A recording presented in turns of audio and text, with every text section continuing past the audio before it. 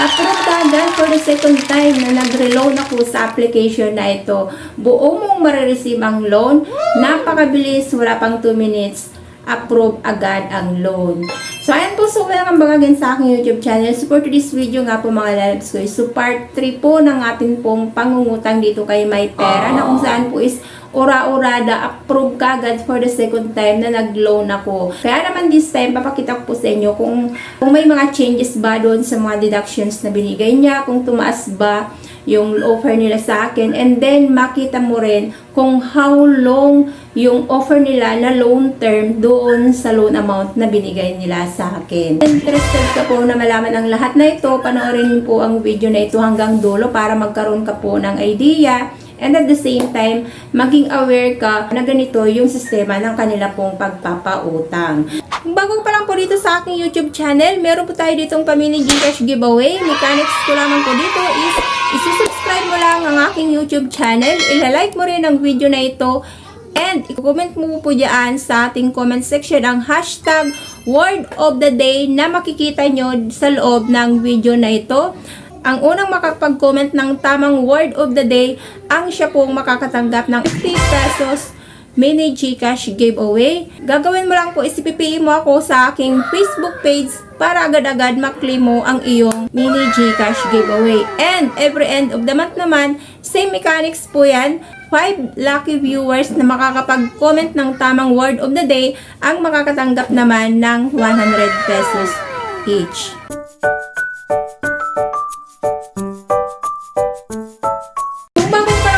MyPera. So, under po yan siya ni Lucky Shell Fintech Lending Incorporated. So, under po sila dito ng Securities and Exchange Commission, registered and with certificate of authority to license to operate naman as financing and lending company. So, dito nag-rate na po ito ng 4.7 star, and then meron na po itong 337,000 reviews. So, napakarami nang nagtiwala dito sa ganito pong service na binibigay nila.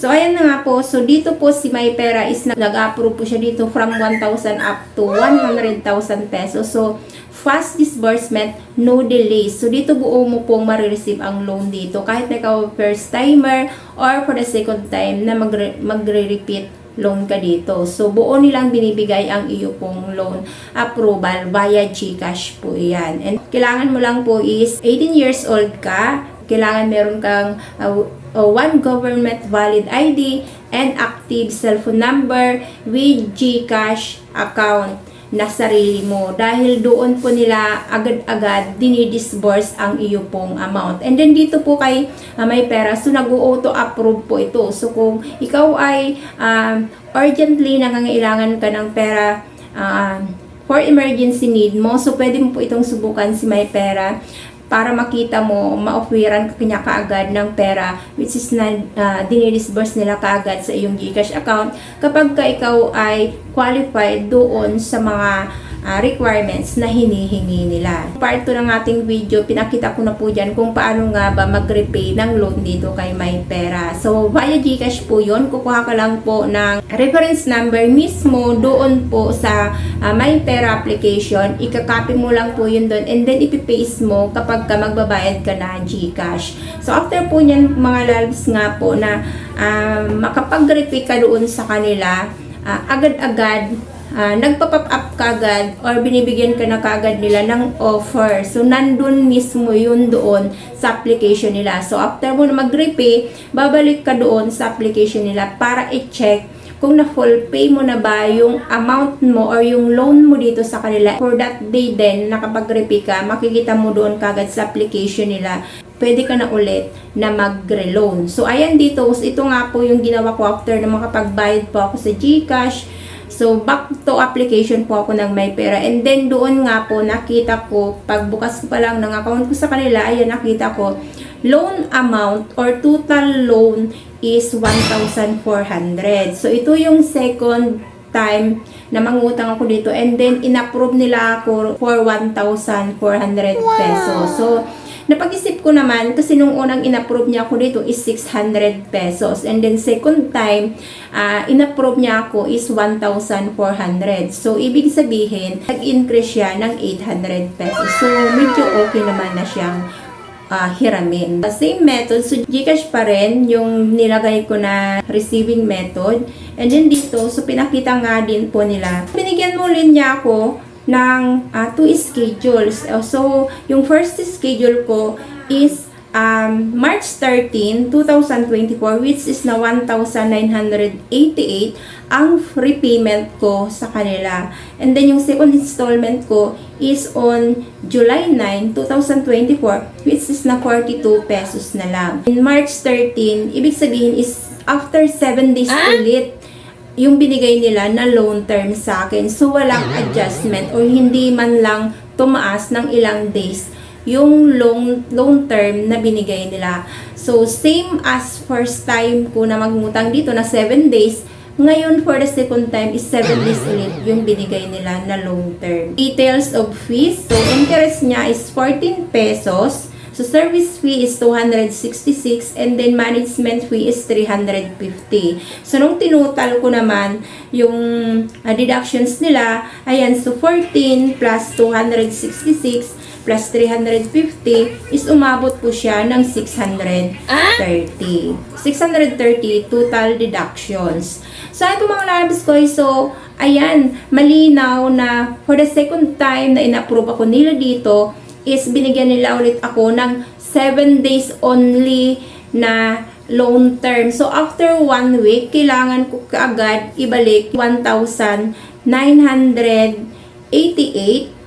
yung first repayment ko. And then, yung 42 pesos is i-waive na lang, di-disregard na po siya once po na na-full pay mo yung 1,988.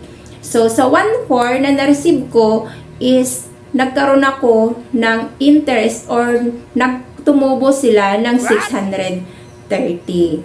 Pag-isipan nyo or kung hindi ba kayo lugi or tama lang din ba sa inyo or okay lang ba sa inyo na ganito yung magiging repayment mo sa kanila. So, medyo malaki po yon yung 630 na tubo nila doon sa 1,400 na na-receive mo.